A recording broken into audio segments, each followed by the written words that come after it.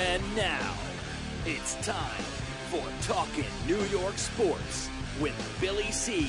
and Brooklyn Mike, part of the BillyCBoxing.com network of programming. And here's your hosts, Billy C. and Brooklyn Mike.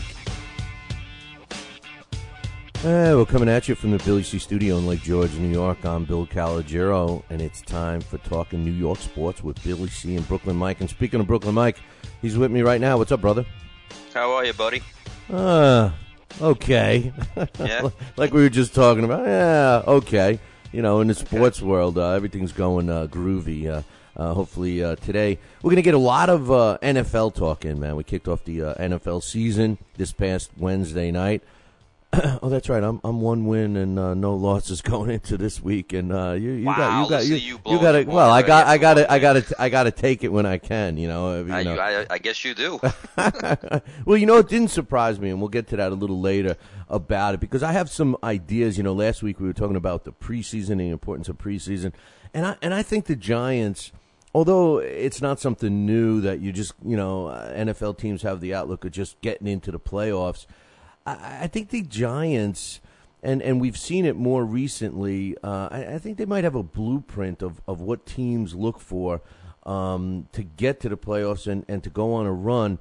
And I think the preseason, I think it's a time of something that we're passing by because if you look at, well, we'll get to that in a little second, in a little while.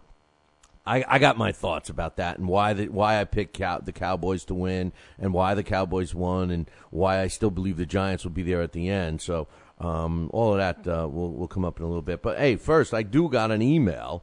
We're trying to get all you guys out there interacting with us. This is the best way as of now. And we got one from Bazooka Ike. He says, I'm not sure what to expect from the Giants this year.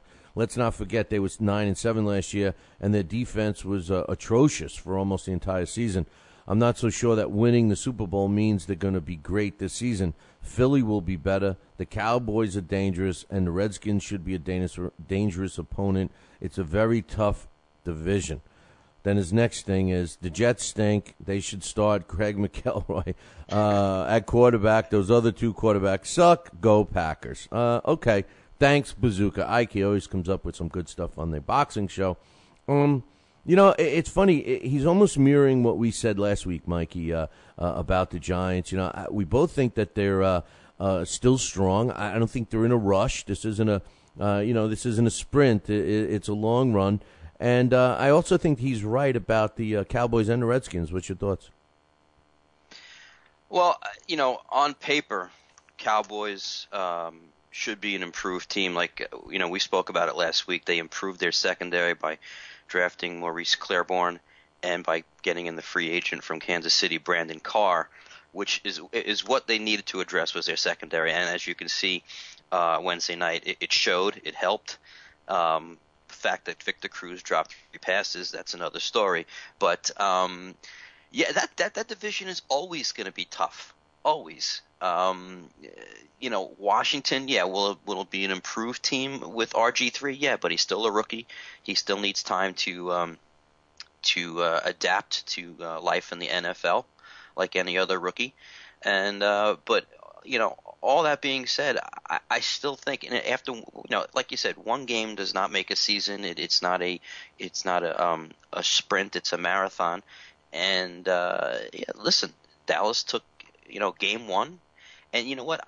I think that this victory, it was more important that Dallas got this victory. It's a bigger thing that they won as opposed to the Giants losing. They needed this more, I think. They've been easily handled by the Giants the past few years. So this is a bigger victory for Dallas. They came in, they did what they had to do. But all in all, I think at the end of the 16 games, I still think that the Giants are going to come on top in that division. Yeah, I picked them. I picked them as well, and it doesn't surprise me that they lost the game. I did go with Dallas, but you know what? Let's just put that on hold for a second because I want to break down the game and get into a lot more NFL. But first, let's talk a little about baseball. The Yankees are hanging in there. As of today, after the win last night, they are one game in first place ahead of the Orioles. Orioles are hot on their tail. They do have a tough schedule down the road here. What's your thoughts, man? Are they gonna get in? Are they just going through the normal thing that's been what the Yankees have done over the last several years? They're in cruise control right now. I mean, their season sometimes, in my opinion, doesn't really start until about 2 weeks from now, and then they kick it in, and everybody all of a sudden is healthy, and everybody's hitting. A-Rod won the game last night. He comes off his injury, and I just think it's the regular Yankees. Everybody panics. I think they enjoy getting their blood pressure up or whatever, but Yankees are one game into first place. Do you think that they're going to crash and burn, or you think they're going to be there at the end? Well, number one, I don't think this is the usual Yankee team. I think it's kind of shocking that they're in a strong pennant race, not just with the Orioles, but you got Tampa Bay only 2 games behind. Ever since Evan Longoria came back into that lineup, they've come up from, they were more than 10 games out. They were like 10 and a half games out. This is kind of unusual for the Yankee fans to be going through. such a tight race in September. And I'm kind of glad, because I can't stand the Yankees and I can't stand the Yankee fans because they've been spoiled for the last 18 years. So do I think they're going to crash and burn? No. Do I think it's going to go down to the wire? Yes. What they have going for them is that the last week of their schedule in September, they have 7 games, 3 with the Twins and 4 with the Blue Jays. That's really going to help them right there. Right now, they have to get through the next 2 games, obviously, with the Orioles, and they have 3 big games with Tampa Bay, 3 games with the Red Sox. Now, the Red Sox are completely out of it, but they want nothing more than to ruin the Yankees' season. So, I mean, those are going to be 3 tough games. And then they have 3 games against Billy C's Oakland Athletics. So it's going to be a down to the wire.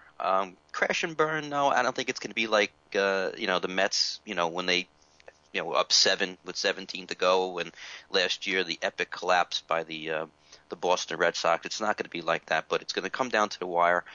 And you know what?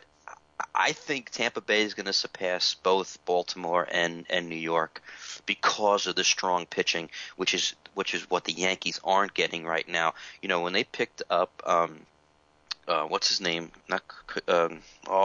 Billy, help me out here. The pitcher, Cordova. Who, the Yankees? Yeah, he was supposed to be Cordoba? like a solid 3rd or 4th pitcher. He's like their stopper now because CC's not getting it done. Andy Pettitte is still rehabbing. He threw a simulated inning, not even a game. He threw a simulated inning this week, and he's expected to throw again today. Their pitching just hasn't been what it's supposed to be. So that being said, I think Tampa Bay, with their strong pitching and their improved offense with Longoria back in the lineup, I think they're going to surpass both. One thing about Baltimore is that, they're not expected to win, so they're fearless when they go out there.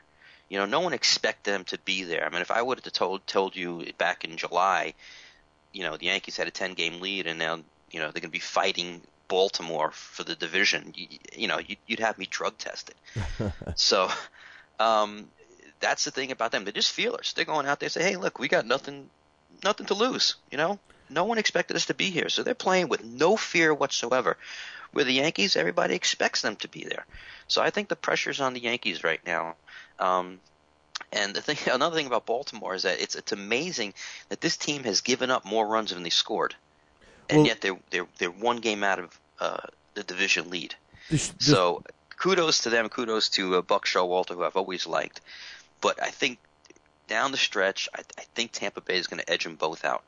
Well, Baltimore, I give them a lot of credit because out of the gate, they've been pretty much at the top of the division, and they haven't looked back. And this is a team that people were saying, oh, yeah, including yourself. I mean, they're going to start to falter. They're going to, they had a good little run in the first half and blah, blah, blah. And rightly so. I mean, it's not like it was a complete blunder to say that. Everybody else was saying the same thing. I mean, on paper, they're not a solid team, just like the A's, but yet they're both a scrappy bunch of guys. And you make an interesting point. They've given up more runs than they scored, and that's an amazing stat because you would think that it's almost impossible to be in the position that they're in.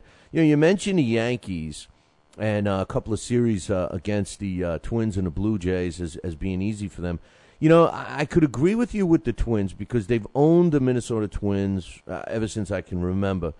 But it's the complete opposite with the Blue Jays. Now, there's been times where the Yankees do very well against the Jays, and then there's times where they just can't buy a win against the Jays. And we'll have to wait and see what transpires towards the end of the end of the season when they meet up. Well, they're going to be meeting up with them in a few weeks. But the thing is that like Boston, when you're out of the playoff race. And your season, the lights are getting dimmer and dimmer before they get shut off on the season.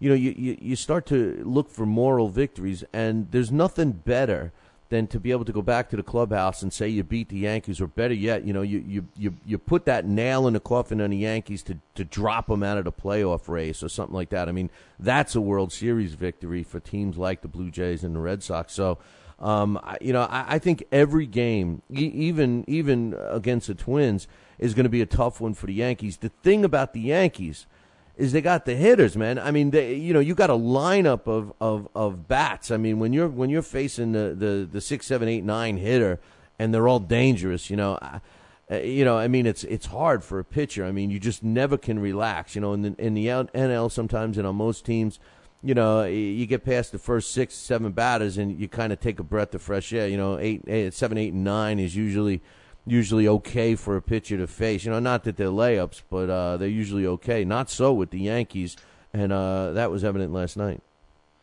Yeah, but that being said, the last 2 games, their bats have come alive a little bit, but prior to that, they haven't been hitting. They haven't been the quote-unquote Bronx Bombers. Look at Nick Swisher. He's been, terrible. Usually, Swisher waits until October until he's pathetic. But, maybe his calendar is a little off and he thinks it's October now because he just hasn't been hitting at all. He got robbed of a home run the other night, yesterday, which I thought was great. But, when do you move that guy out of the 2-hole? Because he's just not doing it. The thing is, though, Mikey, you look at the Yankees, and we can pinpoint and say, oh, this is the problem. Swisher's not hitting well. The pitching's been bad. Blah blah blah, and go down the line. And the Yankee fans, we all hear them crying. I mean, it's sickening, like you mentioned earlier, right? But here's the fact.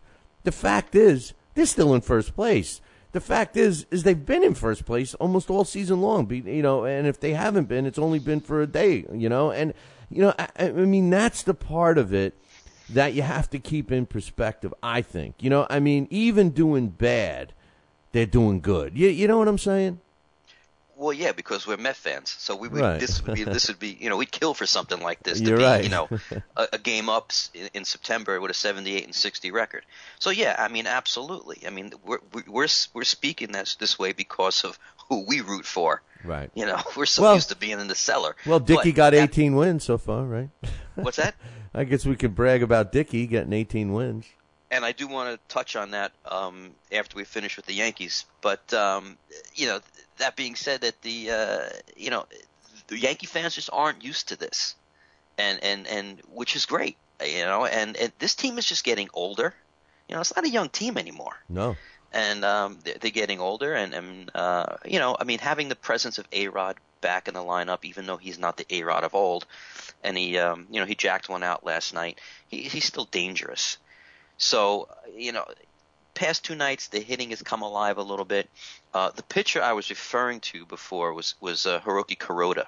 Oh, Kuroda. Okay. Kuroda. And when they brought him in, they had CeCe, they had Andy, they had Ivan Nova, who everybody thought was the second coming of, Sandy Koufax or whatever. But, Nova's been injured. He hasn't been the same as last year, not even close. And Kuroda has, he came from the National League, and everybody thought, as a National League pitcher, we'll put him in, he'll be the 4th or 5th starter. This guy's been like your stopper right now. So even the pitching has been turned upside down, which it's usually been pretty solid. Hughes is Hughes. He's not, I don't think he's what they expected him to be when he first came up. Freddie Garcia, he's pitching tomorrow. I mean, Freddie's an older guy. He's running out of gas too. So they do have their problems. It's going to make it really interesting.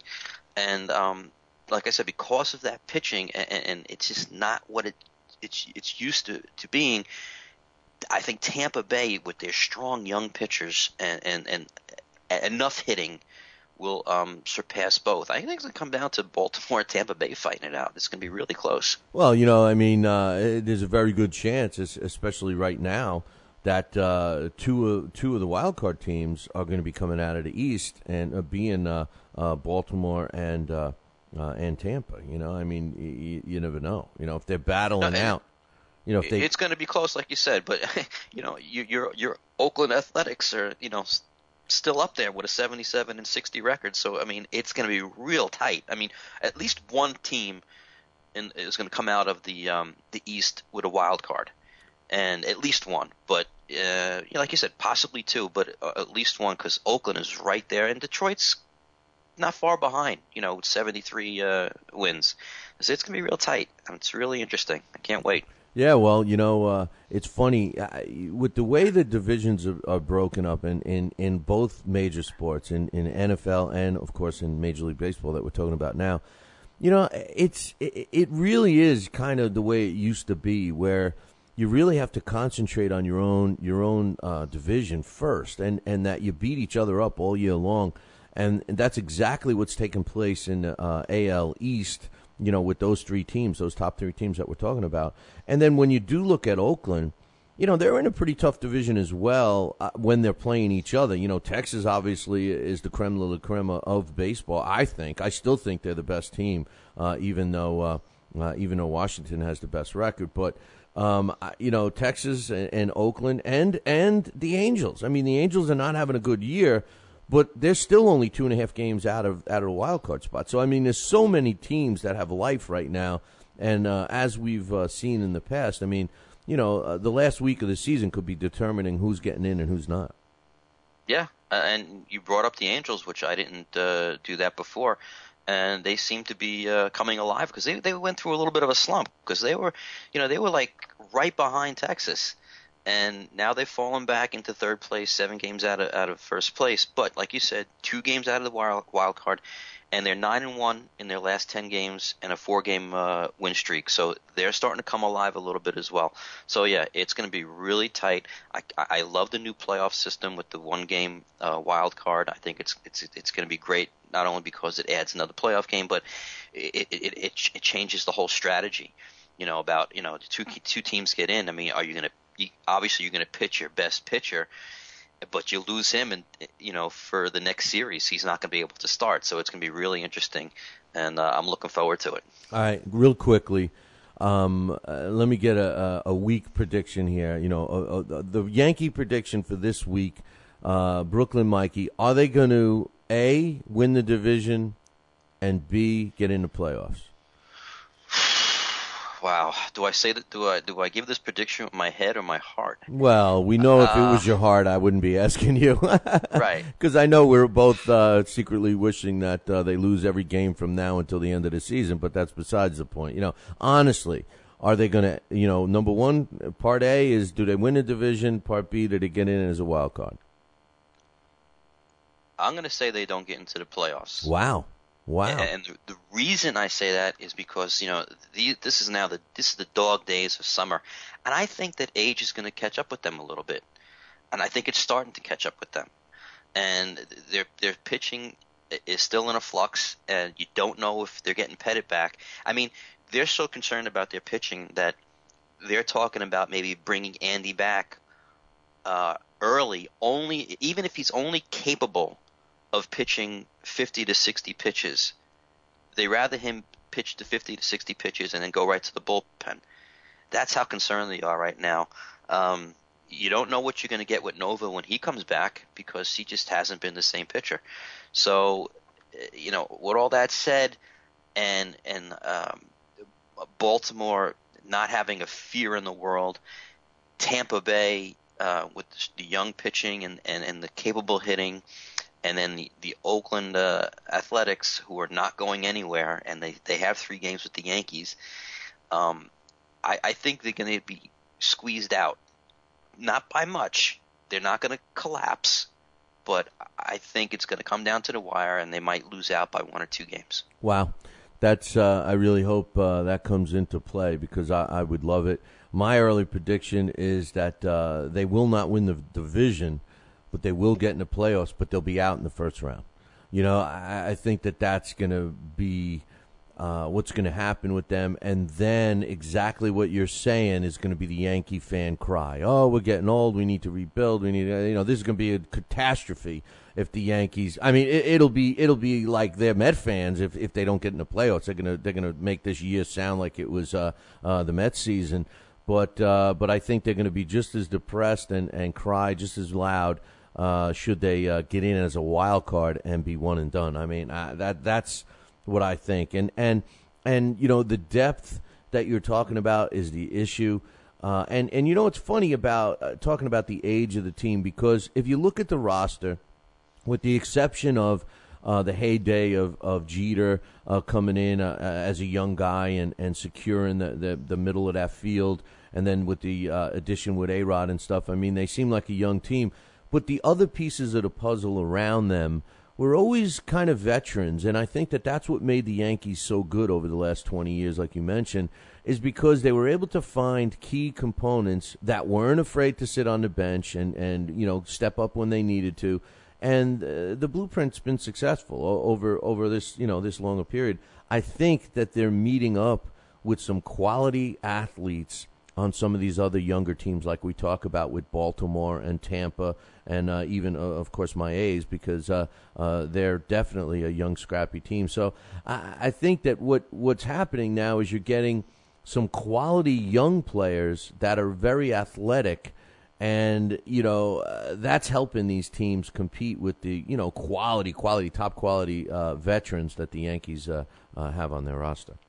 Yeah, that's absolutely 100%. And like you said, the key word is young, and that's what they're coming into right now. I mean, Jeter, was he 38 years old? He's still batting .320. I mean, he's amazing. Well, he's really a class act. I'm not a Yankee fan. I never claimed to be. It hurts me to even talk positively about the Yankees, but Derek Jeter is the exception. He's the guy that makes the I think he makes that franchise right now. He's the current face of that franchise. You never can read something negative about the man, and he's just been a class act from the day he got to Yankee Stadium until the day he leaves. This kid is going to be, and I call him a kid even though he's been around forever. He's a class act, and if a quarter of the Major League Baseball players followed the Derek Jeter role, man, wouldn't we have a great baseball league? Oh, I agree. I mean, it'd be a clean league, that's for sure. Yeah. And steroids would not be an issue. Hey, listen, I just want to interrupt you for a second. We are going to do the same thing we did last week. We'll take a break at the top of the hour. Normally, we'd be taking a break right now, but we got a lot of stuff to talk about, so we're going to only take one break. It'll be in about a half hour, so I figured I would just mention that. Go ahead, finish your thought. Oh no, I was just saying that he was he is a class act. He's been an ambassador of the league ever since he's come into this league. And you can't say anything bad about the guy. But you look around him. Cano just hasn't been himself lately. There's been talk that he's been a little bit lazy in the field and he's just not hustling like he should be. A-Rod, while he's not the player that he once was, you still have to look out for that long ball from him every now and then. And Swisher's been, like I said, he's been terrible. Granderson, I mean, he's batting .231. I mean, the only thing you get from Granderson now is either a home run or a strikeout. He's a clutch hitter, though. He comes up with the home run when they really need it. He does in the clutch, absolutely. But I just think we're in the dog days of summer, and what you was talking about, the young athletic guys and of the other teams, I think that enthusiasm, that youth, I think that's just gonna be the key. And it's going to take, it's youth over experience, basically. And, usually you pick experience. But I'm going with the youth. You're saying that the Yankees are going to make it, but only in a wild card? Right. I think they're going to lose out in the division. I think the Baltimore Orioles are going to shock everybody and win the division. I think that the Yankees will get into playoffs. I think they're going to edge out Tampa. I do believe my A's are going to get into the playoffs too. So, but I don't think the Yankees are going to get out of the first round. I just don't. Not unless they turn around. If they can really beat up on Baltimore now for the next couple of games, and then go ahead and take out the teams they're supposed to, and beat Tampa. I mean, fine. Then they're back to where they were. But this week, my prediction, like we're talking about, is they're still going to squeak in there because of who they are and the competition, but I don't know. I hope yours comes up. What do you mean? Come on. I hope yours comes up. Let's talk a little about the. Before I get into the NL, I've been thinking about this, and it really applies to all professional sports right now, especially baseball, football, and basketball. It's a shame, Mikey, because what we see today is, and we just touched on it a little bit in a roundabout way, but, you get these young players in any sport, and they're trying to make a name for themselves, whether they are highly decorated in college or whatever, but, they get into their pro, they're into their pro field of play, whatever, football, baseball, whatever. And, they start to play well. They make a name for themselves, and then all of a sudden they're up for that contract. That first contract that they are up for, that's above and beyond that I made it into the majors, I made it into the pros contract, And this is when the player mentality changes. And this is my problem with this big money era we live in. It seems that these young, scrappy players play hard. The football players don't get injured. The baseball players, they come through. They're making the diving catches. They're doing all these things that they're supposed to do. Then they get signed by another team. They get, outrageous money. You hear about the contract. Oh, my God. This guy's a star. He's this, he's that. And what happens? 80-90% of the time, what happens? Not the same player. And I start to wonder, is it the money? Is it a victory that they were trying so hard to make a name for themselves? Then they get that money, and then I don't want to hurt my knee. I don't want to dive for that catch anymore. I might have a scab on my face to go out to the dinner party I'm going to later. Their whole life changes. Is it the money that's ruining these guys? Well, I have to ask, can you give me an example of a person that you're give me somebody that you're talking about, because I'm thinking of guys like, I'll give you one. About Jeter. I'll give you one. No, Jeter's an exception. David Wright's having his career year. Well, listen, time out. There are exceptions, but I am going to give you a name that's very close to home, Darrelle Revis. Okay, but and as far as David Wright. David Wright, he's crying and complaining like a schoolgirl about the team around him. Who wants to play on the same team as David Wright when he tells publicly that, hey, I want better quality players around me. What's that telling everybody what he thinks about the players that are currently around him right now? Well, but that's no secret. Okay, the Mets did cut $60 million off payroll. I can't blame David Wright. The guy's been here, 7 years now, 8 years, and he's telling management, look, I want to stay here, but you got to, spend a little. How great is he? How great is David? The funny thing about David Wright is that, he's patented that bare hand grab, which has, in most cases, he comes up with the play. But you know what? That's not what you're supposed to teach a kid. That's not the fundamental way to field the ball, and he's been burned by it a lot of times. Aside from that, this year was the first year that somewhat of a clutch hitter. I think he's grossly overrated. I hate to say it. I'm still mad about them choosing to get rid of Jose Reyes. As much as I like, what's his name that replaced him? What's the kid's name? Mora. Well, who's the kid that plays shortstop for the Mets? Mora, right? No. It's see, now I'm drawing a blank. Right, I have a blank, but anyway, we know who it is. The kid, the young kid, the little Smurf. He plays a great job, and I would have loved to have seen him playing second base and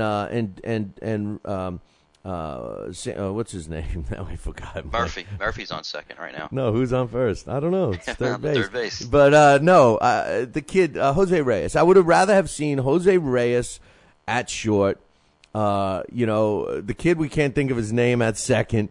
And I don't know, playing third base instead of David Wright. Because the bottom line is, I think he's overrated. Mike, come on, I like watching the young players. What happened to Neuenhouse? How come all of a sudden, what did he sleep with the coach's daughter or something? Here's a kid that was diving, making great defensive plays. At times he was good at the bat. At times he wasn't. But the kid was a rookie, man. That's the kind of attitude I want on my team. Those kinds of guys. Yeah, but Neuenhouse wasn't hitting like Duda. Like you said, Duda they sent to the minors, didn't they? Well, once the other teams get a book on you, and all of a sudden your numbers start to drop dramatically, that's it. You got to go back to the minors and work on some stuff. I mean, diving here, diving there, the youth, that's fine, but still his numbers weren't there, so that's why they sent him down. As far as David Wright being overrated, I don't know. I think he's a good quality player. He's consistent. He's always hitting around 300. He's a decent player. I don't think he's a superstar. He had an all-star year for the first half of the season. He's dipped off a little bit, but still he's batting over 300. And his defense has improved. I mean, I got to give him credit there. He was terrible, but his defense has improved. And the reason why they didn't sign Reyes, because Wright was still under contract, and Reyes is going to command a big salary. That was a fallacy. They were all talking. I read in the papers that he was demanding $140 million, and that the Mets brass wasn't going to do it, and everything else. And it came out when he signed in Florida for what was it, 100, right? It was 100, and he said truthfully they never made him an offer. They never actually made him an offer. The Mets. He wanted to stay in New York. When push comes to shove, you build a team around a guy like that. David Wright, yes, I know he's better as far as PR and stuff, but he's not as exciting as Jose Reyes. Reyes, I remember going to the Mets games for Doc Gooden or even when Martinez was pitching for the Mets. I mean, it was an event. Same thing. When you went to a Mets game and Jose Reyes was on the field, it was an event. And David Wright doesn't bring that, Mike. He doesn't bring that excitement. He's I like blue collar athletes, and he's clearly a blue collar athlete, but he's not. I don't think he's a franchise player. I don't think you should make a guy like that, a guy that maybe doesn't have the charisma that other players do. I just don't think that should be the nucleus of your team. And especially, we talk about Jeter. We put him as the model. He never talks negatively about his players, ever. If they have an issue and it's handled between themselves, behind closed doors, media doesn't hear about it, nothing. You have never heard Derek Jeter say anything negative about any of his teammates, whether they're on his team or get traded away, ever. The man has never done that. David Wright, in my opinion, is losing the camaraderie of his own team. I totally disagree with you. Number one, he didn't call anybody out. Okay, number two, Derek Jeter doesn't have to say anything negative because the Yankee brass has always supplied him with talent. Okay, they've always spent money. The Mets, on the other hand, for the past 2 years have done the opposite because of this Will Pond thing with the Ponzi scheme with Madoff. So they've been taking money away from the team. So that's the problem. He didn't call anybody out. He didn't say, oh, Duda can't hit, Ike Davis is having a bad year. He has never done anything like that, and I defy you to point out that he's called somebody out. What he has said is that he wants to stay here, but he wants, to bring in spend some money. That's all he's saying. Spend some money. You look. You need help in the outfield. You have nobody in the outfield that other teams are afraid of. Jason Bay has been a bust since day one. So I disagree with that. Is that he hasn't called anybody specifically out, but he does want the brass to spend some money. You cut down $60 million, spend a little bit of that, and they've already come out and said that they've only got like 10 or 15 to play with because they want to keep it around $100 million next year. That's terrible. It's terrible, and I don't blame him. I really don't. I don't think. Yeah, is he as exciting a player as Jose Reyes? No, because he doesn't have the speed. That's what Jose Reyes brought, with the excitement, with the speed. Okay, fine. But you know what? He's still having a better year at the plate.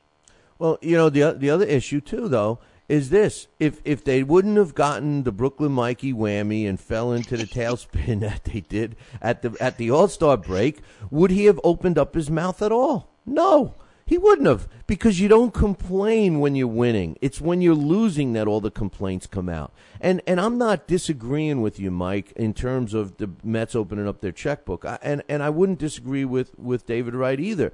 However, if the team was winning, the pieces of the puzzle would be in place. So when the team is losing, you don't have to mention somebody's name. When you're complaining, get me some better talent, when you're saying get me some better talent, open up your checkbook, get some better talent on this team, everyone other than him is going to be looking, saying, is he referring to me? Is this SOB referring to me? I come and put my uniform on. I try my hardest and this and that, blah, blah, blah, blah, blah. Is he referring to me? And that is going to divide a clubhouse. And you're pretty much putting a kiss of death on the season and your relationship with some of these guys. It's a mistake. If he was a guy carrying this team, do you think he's carrying the New York Mets? Do you think David Wright is the New York Mets right now? Well, yeah, as far as anybody on that team, he is the franchise player in that team right now. You tell me somebody else on that team. It's not Ike Davis. It's not Jason Bay. It's Johan Santana. His career is pretty much done as far as I'm concerned. Well, Dickey's carrying the team. They have a lot more. Fanfare and interest in some of the young guys. That are coming up and stuff. I don't know, man. I still think they made a mistake with Reyes. I know it's over and done with, but what do you do now? It's the same thing. With the shortstop, I can't think of his name. I feel terrible. He didn't even play yesterday. Oh, it was Ruben Tejada. Oh yeah, Tejada. Right. No, now, he's been Ruben Tejada has been doing I love him. A more than adequate job. No, I love the kid. No, but here's the thing. The Met, and he's going to be an example of, like I said, here's a Met product, a homegrown product of the Mets. And, they bring him on with Jose last year or whatever. No, they lose Jose. He takes over this role as a second-year player. He's doing fantastic. He gets another year or two with the Mets, and all of a sudden he's going to be up for a contract. He's going to demand big money, and he's going to go be a star someplace else. At some point in time, you got to take, especially if you're able to build a team from your own farm system, at some point in time, you need to retain those guys. And out of all of the guys that have come up around the same time, David Wright's the only one left. He's the only one left out of that group that came up, 6-7 years ago. And I don't know if he was the right decision. They thought that he was the right decision from day one. I disagree. I don't know. I've always liked him. I think I don't hate him. I don't hate him, but no, I know you don't hate him. But and let me ask you this: if you had the choice to obviously I know the answer, but you let him go and you keep Reyes, that's what you would want? Of course, I would have. I would have gotten him. I would have gotten rid of him and Johan. I would have gotten rid of him and Johan because they were. You could have gotten something for them last year. This year, you could have gotten something for Reyes last year, but you didn't do that. You waited until his contract expired and became a free agent. It was stupid management. Stupid management. But you know what? The ownership made a dumb move by bringing in. And I know you disagree with me, but I don't think that the GM and the manager were the right moves for the Mets. I thought that they again went to the bargain basement. They went to who was going to accept their money. And I know you're right. It was all about the money, but that's not fair. You're in the biggest market in the world, in New York. You second to the Yankees, you have your own television network. Pretty much. I mean, the Sports NY is pretty much in Mets network. I mean, you have other revenue streams. You just built a gorgeous stadium, and you decide to cut out, getting quality ball players. I mean, it was fun while it lasted in the first half, and loving not knowing who's playing and watching these guys come up with clutch hits and making great fielding plays and everything else, seeing the pitching staff doing okay, and then all of a sudden the bottom falls out, and you got everybody pointing the fingers at each other, and I go back to what I was crying about last year. Which was? They should have got about last year. Well, a lot of things, but I mean, I still, going back to what you just said, that I would have kept Reyes. I would have tried to move some of the other talent. If my plan was to shave my checkbook, to shave the expenses, if my plan was that, and I knew I had to get rid of a big player, and it was going to be Reyes or David Wright. Let's face it, it was going to boil down to those two. I know Johan was coming off of surgery, so that it was really question marks about him. But, if I knew that I was going to use my youth and take some of my younger players and insert them into the lineup, I would have made the move of keeping Reyes because of the fan appeal. I think that he generates more fan appeal than David Wright. Even though David Wright's a great guy. Listen, he's a good guy. I mean, he's good. But Reyes is on a different level when it comes to putting asses in the seats. Yeah, but putting asses in the seats is one thing, but I want to win games, and if I had Jose Reyes on my team right now and I didn't have David Wright, I don't see the Mets being a contender for first place. He's got a 284 average and 11 home runs, and okay, big deal. The problem is that David was under contract. He's under contract next year with an option. It's the team option. Obviously, they're going to pick up the option for $15 million, and he's going to be on the team. Jose Reyes was becoming a free agent. So there was no decision. Do I keep Reyes? Or do I keep? It all came down to contract and timing of the contract. The stupid thing that we keep talking about, which is they didn't do, is that they could have gotten something for Jose Reyes if they traded him, but they didn't do that. Knowing the fact that Sandy Alderson's hands were tied with spending money and being able to offer him any kind of contract for next year. And don't tell me that that's all. They didn't even make him an offer. There was no way the Wilpons were going to spend $100 million to keep Jose Reyes for the next 6 years. He got a 6-year, $106 million contract from the Marlins. I don't even think the Mets would have offered him 90 because their hands are so tied. All they wanted to do was cut salary, and you can't cut salary if you got to give Jose Reyes free agent money, and already David Wright is under contract. Plus, you got the two bad contracts with Santana with his injury and Jason Bay. So there was no way they were able to do that. And like I said, if Jose Reyes is on the team now, does it make a difference? Do I get maybe a few more asses in seats? Okay, big deal. But you know what? I'm still not winning games. That's the bottom line, is winning games. Yeah, the bottom line, winning games, of course. But, you can't expect the Mets to be competitive when you can't spend any money at all. And they never made him an offer, though, Mike.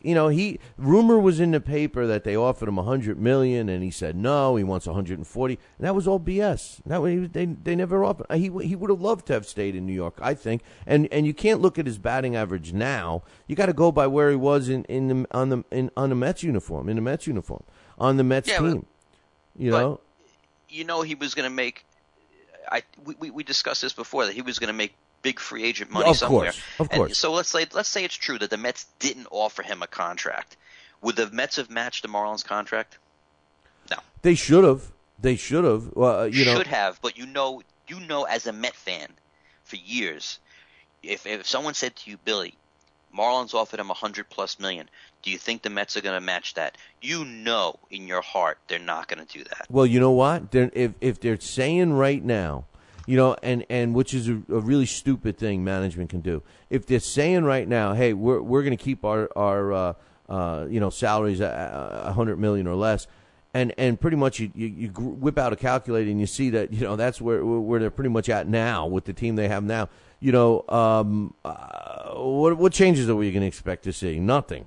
So what's that going to do for Mets fans and for sponsorships and for draw for fans coming to the stadium and all that? I mean, it's a kiss of death for the Mets.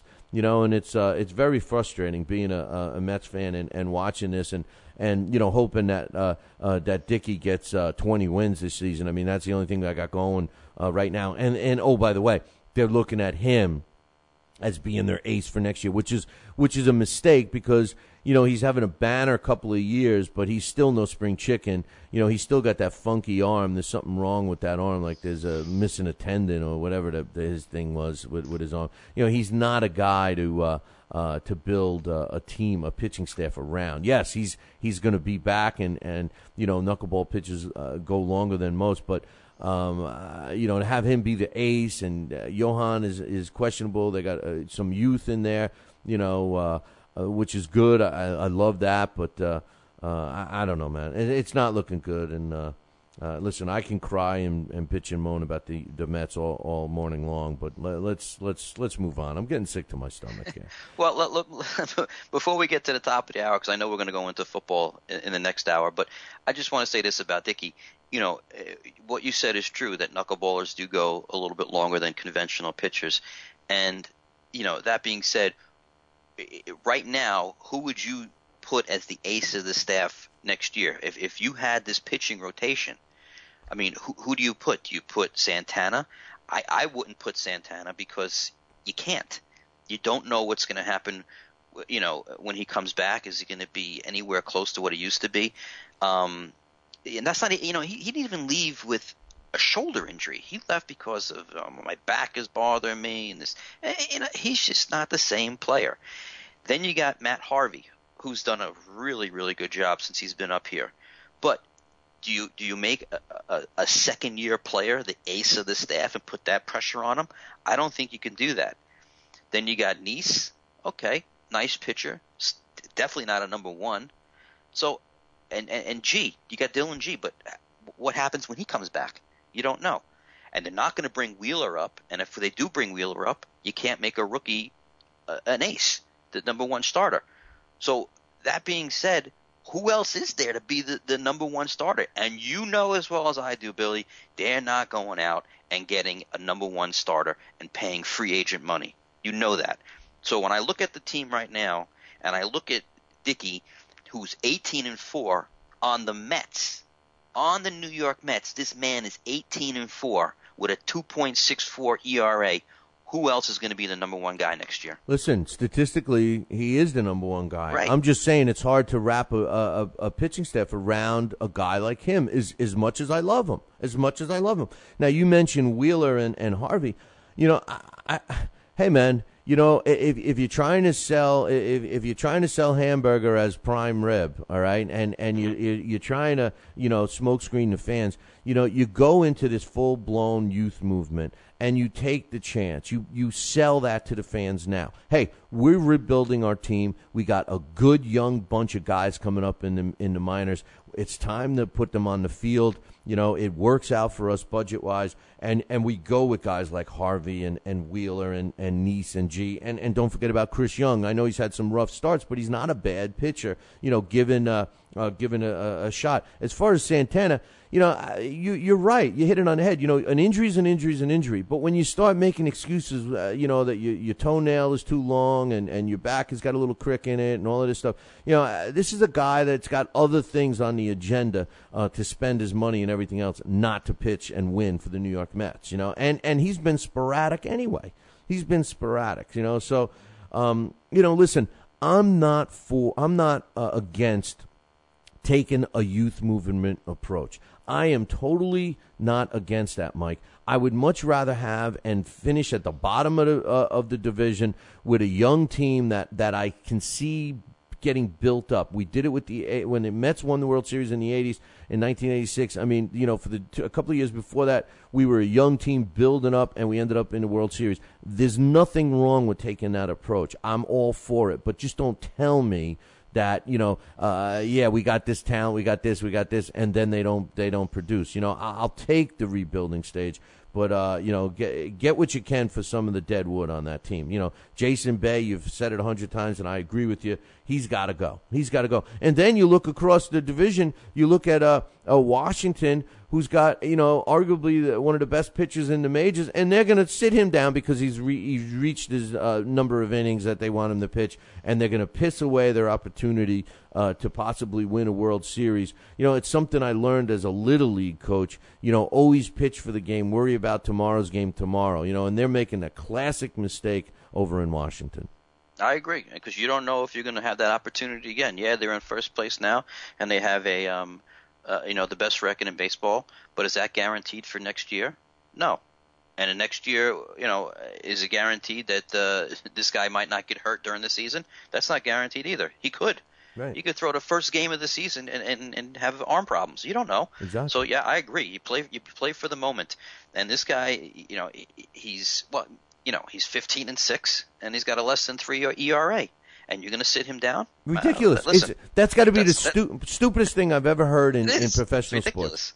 And considering what it takes to get to your World Series or your Super Bowls this year or your NBA championships, and considering what it takes and the competitive nature and the quality of every team, it's just the most ridiculous thing I've ever heard. It's almost like they feel that, they'll give up their chance at getting a World Series ring this year when all the stars are lined up for them because they're so confident in this guy that he's going to bring them 3 or 4 more in the future. That, you know what? I want that crystal ball that they have, because if they're so true, if they're so sure that that's going to come true, I got to get a piece of that, because it's the most ridiculous thing I've ever heard. 86, 88 years since they've had a World Series, contender in Washington, since the Senators, and you're gonna risk that for a pitcher that let's face it, you got $100 million invested in a guy, let's just say for argument, and he wins a World Series this year. You just got paid off. Whether he plays another game for you or not, you just won what you set out to do. And it makes no sense. I'm sorry. The doctors say it makes no sense. The players say it makes no sense. All the experts say it makes no sense. Somebody must know more than all of those people. I agree 100%, and I think the fan base, if I was a Nationals fan, I'd be up in arms right now. But you know what? Bottom line is they're still going to get into the playoffs, and we still don't know how they're going to do even without him. So they're still in there, and they still have a shot. But they're taking out their best pitcher with their best piece of the puzzle, basically, and it's crazy.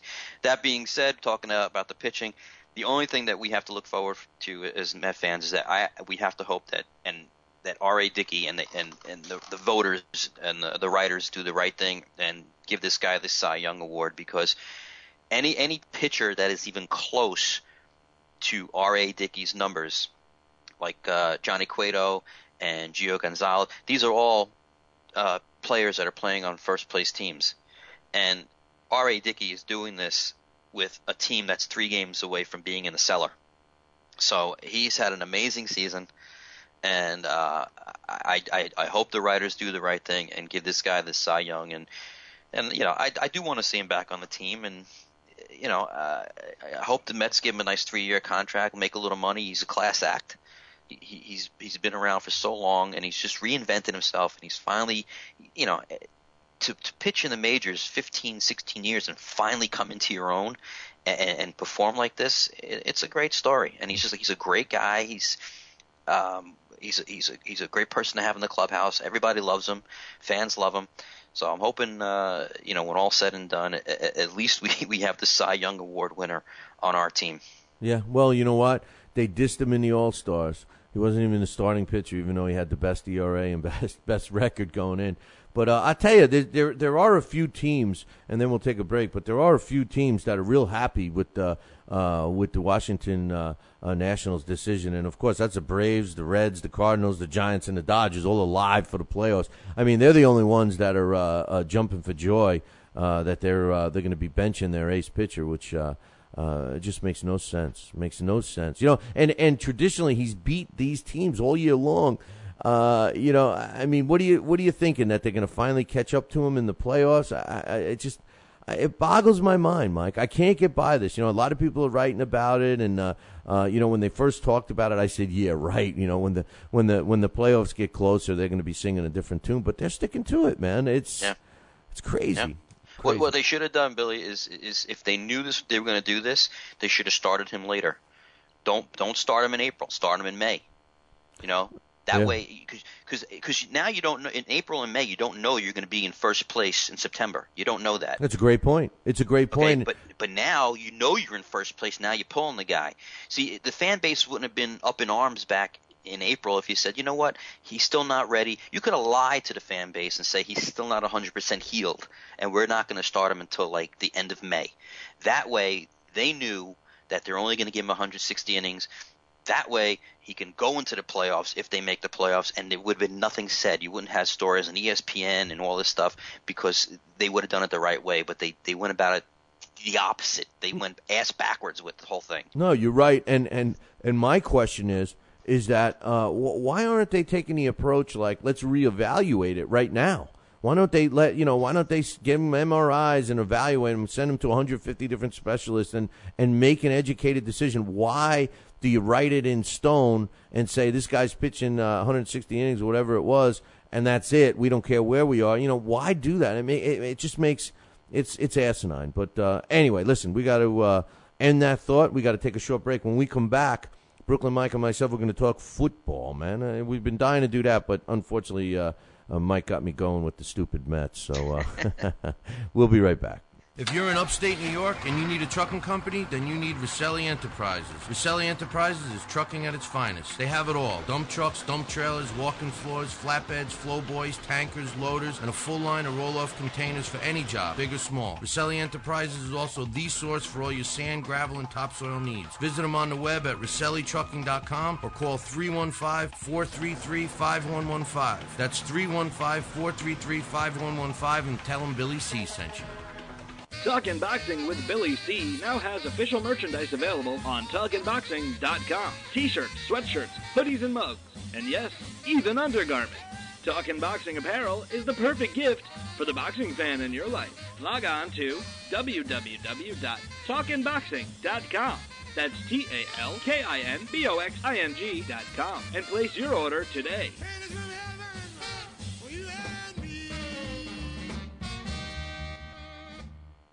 We've got a great matchup tonight. Fighting out of the left corner is the #1 ranked contender. No, he is not. I'm sorry, but who are you? I am the IBO computer. I am programmed to provide only fair and unbiased boxing rankings. This fighter is the number 15 ranked contender. Fair and unbiased boxing rankings? That's a new concept. Actually, it is not. The IBO has provided unbiased computerized rankings for many years. Well, we've still got a great fight tonight, folks. In the left corner is the number 15 ranked contender. The IBO, the champion of integrity. Learn more at IBOboxing.com.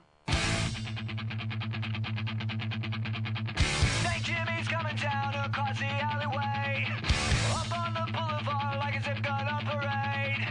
Lights on the silhouette, he's in some butter net, coming at you on the count of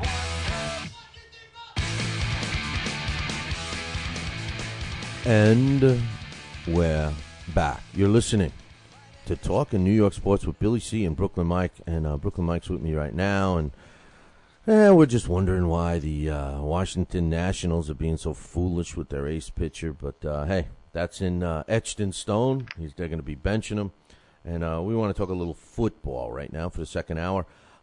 First and foremost, I got to mix in a little boxing. I always like that. It's like 6 degrees of separation. But did you catch the Alabama-Michigan score? Last week we were talking about Floyd Mayweather allegedly betting $3 million big ones on his favorite team, the Michigan, against my boys, Alabama. After our show, Mikey, I didn't know if it was after the show or during the show that I found out that it was a 14-point game, and I was kind of like, oh no, man, that is a good bet.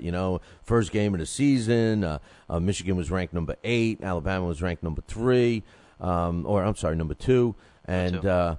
Going at it in the first game at a neutral site, 14 points, a lot of points. Didn't help. 41-14, Alabama Crimson Tide beats the snot out of Michigan. Couldn't be happier from last week, man. Is it a fact that he did bet the $3 million?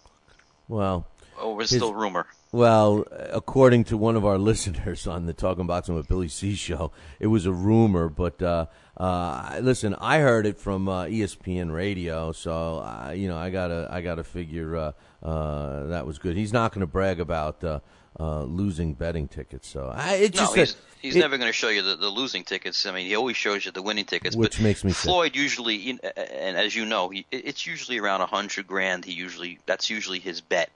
So $3 million is kind of high, and if ESPN reported that, maybe he did, but it couldn't have happened to a nicer guy. Let me tell you. Exactly. Well, speaking of a nice guy who's got a really hot girlfriend, is Mark Sanchez, and a lot of discussion about his new fling. I don't know, his new girl, Ava Longoria.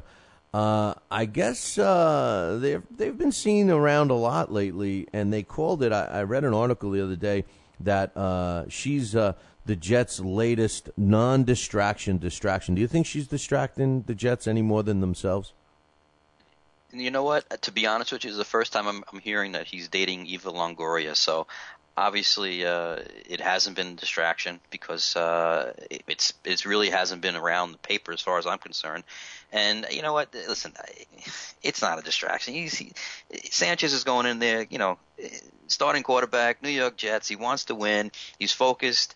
There's been so many more distractions going on than who he's dating. I really could care less who he's dating.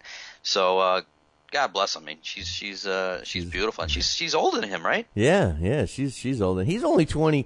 He's only 25 or 26 years old, man. I mean, that's Was she 40? I think she's pushing it. I'm not sure exactly how old it is, but I think she's pushing it. But she's a hottie. There's no question about that. She was the one that was with Tony Parker, I think, right? Wasn't that was yeah, they were married, as a matter of fact. Yeah, and she was with somebody before him too, another basketball guy. But anyway, she's a hottie, and good luck to Mark Sanchez with her. But now, as far as football, let's go to the Giants first. They played Wednesday night. They played the Dallas Cowboys, and out of this dynamic duo, I was correct. I picked the Dallas Cowboys winning. I'm going to ride that wave as long as I can because I know things are going to change rapidly, probably by the end of this weekend. But, it doesn't surprise me. And what I was starting to say earlier in the show is that, last week I touched on it a little bit, Mike, and preseason has become a joke to me. I remember when I was a kid and watching preseason, it really was preparing your starters. It was trying to see who was going to make the team, and it got the guys ready for the first real week of the NFL season. It's not that anymore. You get to see some of the players. For the most part, you may keep a handful of players. The rest of them are just filling up roster spots for the preseason. And what most teams are doing is they take their starters and their stars, and they play very limited, and the thought process is, hey, I don't want to get these guys injured. I got a lot of money into this guy. He's my lineman. He's my quarterback. He's my receiver. He's my running back, blah, blah, blah. I don't want to get them injured, so I'm going to save them. And I think what's happened, Mike, is that the preseason, the season, and like we talked about this last week, Bill Parcells made an analogy once about the NFL football season. And he said the season is broken into 4 parts, 4 equal parts of 4 games each. And that equals a season. And he broke it down into, if we can, get out of this first part and with a 500 record, then, we'll build on that.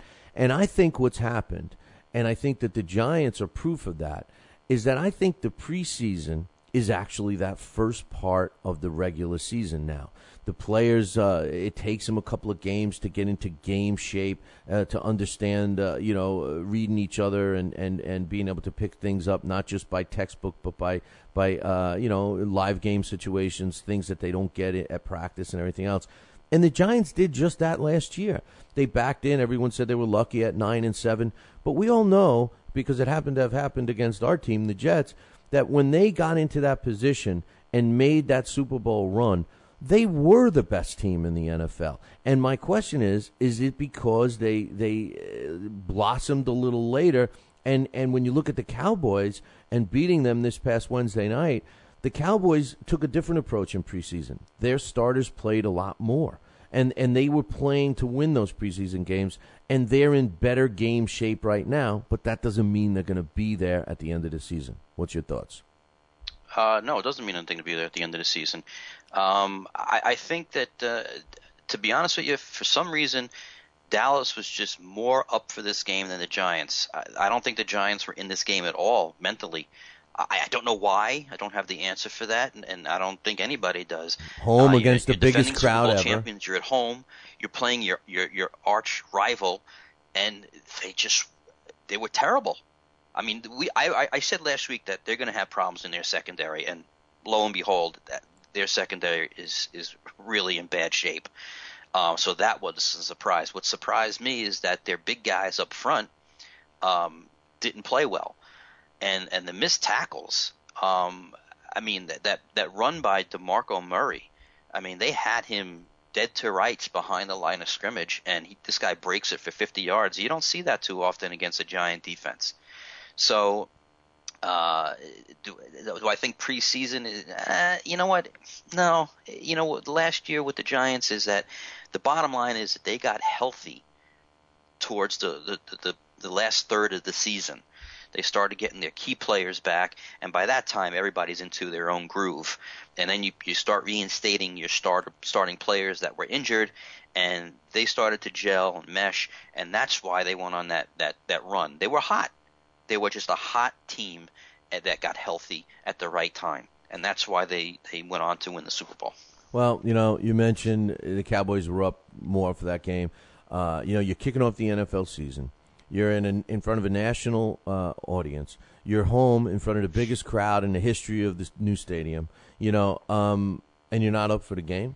What does that tell you? I don't think it wasn't that they weren't up for the game. I just don't think that they were physically ready to go 4 quarters. When you look at the statistics, they were pretty close. Passing first downs and rushing first downs, all of that was pretty close, even third down efficiency and everything else. But the bottom line, and when you look at the stats for the game, the bottom line was the time of possession, which was almost 10 minutes more for the Dallas Cowboys. The Giants had 25 minutes and 53 seconds total, and the Dallas Cowboys had 34 and 7 seconds. I also saw 2 other stats that jumped out at me, and it has to do with the direct possession, time of possession stat. Number one, the New York Giants, Eli Manning, only passed for 187 yards. I say only because here's a guy that's used to passing well over 200 yards a game. But the most important stat was the rushing. What happened to the rushing attack? 82 yards. You're not going to win football games unless you rush for 100 yards or more per game. Right. Well, your stats may be a little different than mine. I have Eli passing for 213, and I have rushing was even worse. I have Ahmad Bradshaw rushing for only 17 yards, and that explains the time of possession. Dallas, DeMarco Murray, 131 yards on 20 rushes with a 6.6 average. When's the last time you saw a Giants defense get burned like that? Okay, so there's your time of possession right there, because Dallas was able to establish the running game, and once they established the running game, now they're concentrating on the run, and what happens?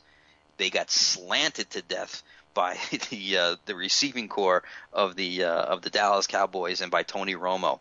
So that's what stands out to me, is that they were so effective in their running game that the Giants had to start concentrating on that, which just left the receivers to run wild on an already terrible secondary.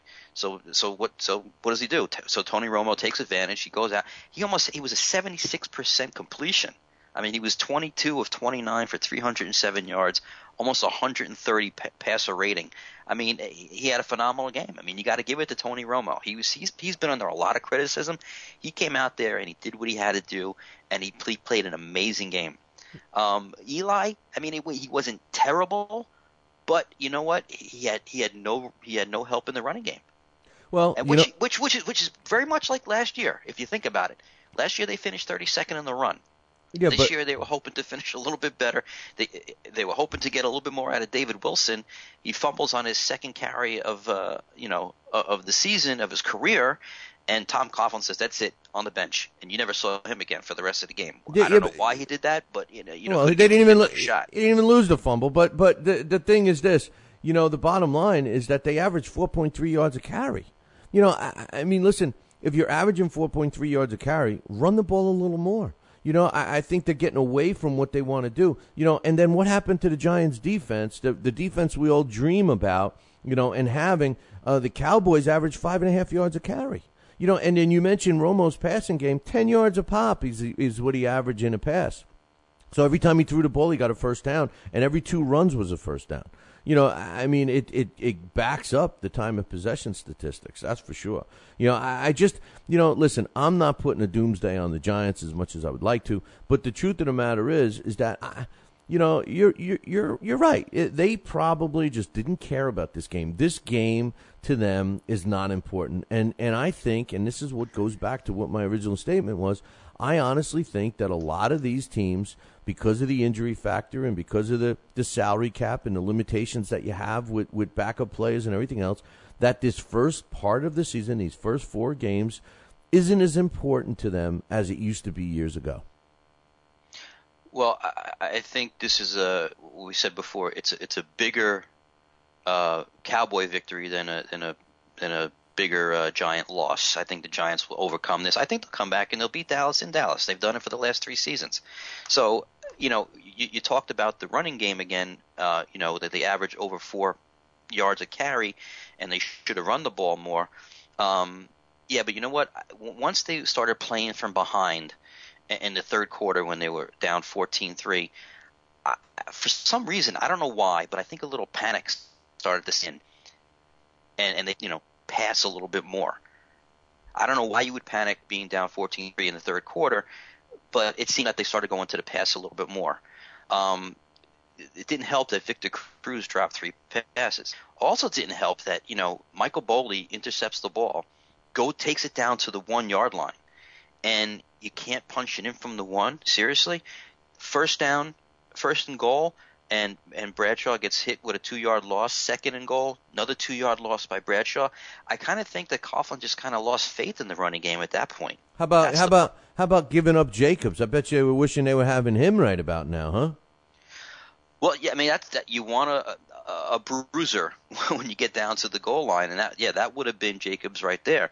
But listen, Jacobs' numbers has declined with the Giants. It was time for them to get rid of him, and I don't see anything wrong with that.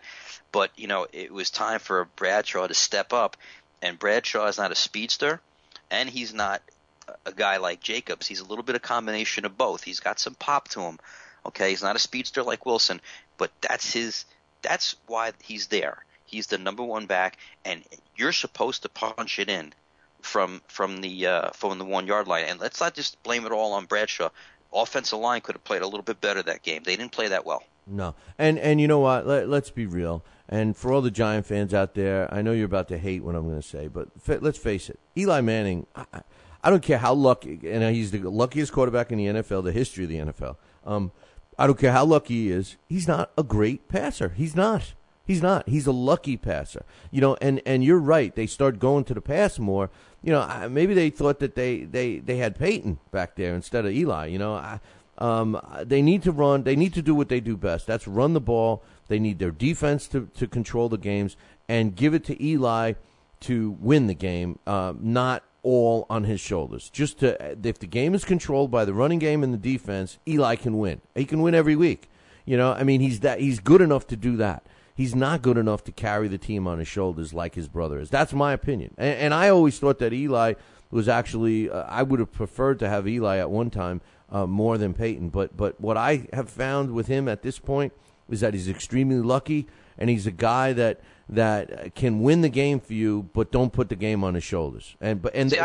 I disagree with you 100% because he had 6 fourth-quarter comebacks last year. Well, 6. And the defense, by stuffing him and giving him the ball in his opponent's territory, didn't have anything to do with that? Making some of those lucky catches that these guys made, sticking in their helmets and everything else, that didn't have anything. Back to 2007. I can't get over it. Let it go. Let it go, buddy. And let me ask you a question. The 2 guys that made all these great catches, where are they now? They're not even playing in the NFL. Mario Manningham is with the 49ers, and Tyree is done. Tyree is done. He was done. I think that was his only catch of the year or something. That was a lucky catch, but the Mario Manningham, he laid that ball. The only place he could lay that ball, and he laid it there. Yeah. That was a great pass. Yeah, it wasn't lucky. That was a great pass. I wish the only thing he laid was an egg. As far as I like I said, I disagree. He's a guy that he can win games without a running attack, which he did last year. Bottom line, well, the numbers are there. Well, we'll have to wait and see for next week. But let's talk Jets right now, and we'll talk about their game coming up, what we should expect, and then we'll break down and give our predictions for all the games that are coming up for the rest of the first week in the NFL. Jets are playing Buffalo at home. I look at this injury report, and it makes me laugh. I don't know if you caught this, but the injury report for the Jets. As of when they put this out, I guess Thursday or Friday, the Jets injury report starts off with, there's like, did you ever read War and Peace? It's almost as long as that. But out, they tackle Dennis Lamont, or he's got a knee issue or something. I'm going blind here, so I can't even read what it says. But let's see. We got he's out. Who else? Well, you got. Let me help you out here. We got LaRon Landry, who's probable. He's got his heel. But don't forget, this guy, if he plays a full season, that'll be a miracle in itself. Keller's out. At some point, he's going to be out. Keller. And you got Brian Thomas. Okay, he's probable with an ankle. You got Brandon Moore, Stephen Hill, Joe McKnight, Dustin Keller. David Harris. They're all probable. Eric Smith. It's a list Mike that goes on and on. Mike DeVito. Their line, their offensive line. Brandon Moore. The defensive guy that they have so much. Hopes for this year, Puhua, who I don't think he's played one full season since he's been with them. Some guys I never heard of. Wide receiver Santiano Holmes is still having trouble with his leg. What's going on with Revis? I don't see him on the list. Is he miraculously healed? He wasn't able to play in preseason. Well, I guess it's just him resting that hamstring. Once you have a hamstring injury, which he got last year because he held out, that's just going to be a nagging injury, and that can occur anytime. But why isn't he on the injury report? Well, because he's not injured. I'm just saying it's always going to be there. He could tweak that at any moment. You never know. But he's right now he's 100% healthy. He's going to start. Between him and Cromartie, they should be able to shut down the Bills' passing attack. Where the Bills are going to, what they're going to try to do is run the ball between Freddie Jackson and C.J. Spiller. Wow. So, they're running against a defense that's traditionally weak against the run. Yes, they've had times where they step up. We do have a new lineman in there that's going to, show us what he's got. The linebacking crew is good on the Jets, but because of the secondary, they send them a lot. So you're going to see an aggressive defense that if I'm the Buffalo Bills, I go with some kind of misdirection plays and stuff like that, which will eat the Jets up alive. And then, you turn around to the Jets offense and, their line is weak. You got Sanchez. They're going to already be crying for Tebow halfway through this game. You have the Super Mario for the Buffalo Bills trying to make a statement. So he's going to be in Sanchez's face all afternoon. I think it's a tough game. I really do. And it makes me laugh to hear Rex Ryan say that this is the best defense he's ever seen in his life of career of coaching. Says he's never had a better defense. And I'm wondering why he's saying this, Mike, because that defense didn't do anything. Not that preseason, I'm the first one to say that it doesn't mean anything, but that defense hasn't done anything, in my opinion, to warrant that kind of a label. And when he labeled Revis as being the best cornerback he's ever coached in his life, that's when Revis started believing all those accolades and became the Revis of today. I agree. And I didn't hear him say that he thought the Jets defense was the best that he's ever coached, because, how could you say that when he was with the Ravens? I thought he said this is the best Jets defense that he's had since he's been here, and this is his fourth year here, right? Am I correct? Yeah, he said that it's the best New York Jets team overall that he's seen. But earlier, he had said that the defense, that he believes that this is the best defense he's ever coached in his career, including the Ravens. But that makes absolutely no sense, and that still needs to be proven on the field. That Raven defense in was it 2000 was comparable to the 85 Bears. So that's a crazy comment. I do think that he has faith in guys like Muhammad Wilkerson, who he's in his second year, and because he didn't have the full preseason and the OTAs and the training camp of last year, becoming a rookie, I think he's expecting him to really blossom into a good pass rusher, and I think he has high hopes for Quentin Coples. I like what I've seen with Coples so far as getting to a pure pass rusher is something that we haven't had in a long time, and I see that in Coples. That being said, his work ethic has always been questioned, and if you watched the preseason and you read the articles and the interviews and all that stuff, there was a time where he was told to stay on the field while the other rookies came off, and he actually questioned it, like, oh, why do I have to stay on the field? That concerns me. That really concerns me. But they said that was the talk of him when the Jets drafted him. Everybody said, what are you doing? Yeah. And listen, as far just as well as I do, that the Jets have this history of bringing in, guys who have, work ethic problems, or they have problems off the field because Rex Ryan thinks, oh, I can change anybody.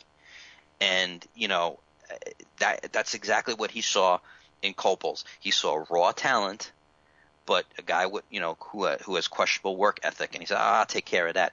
And you saw it in preseason. He questioned the coach. Why do I have to stay out here? He was tired, and that guy was sucking wind. I watched some of the preseason. He was sucking wind by the third quarter. So that I have a problem with that. I have a fear of that, and I'm hoping that Rex can work with that and get him into playing shape, because I haven't seen that yet. So as far as him saying this is the best defense, that's yet to be proven. And as far as like the safeties go, I think it's an upgrade what they did with Laron Landry and Bell coming over from Miami. But you know what? Laron has a history of not playing full seasons because of that ankle. So while on paper it looks good if everybody stays healthy, but that's not going to be the case. No. I don't know, man. I think that this whole Tim Tebow thing.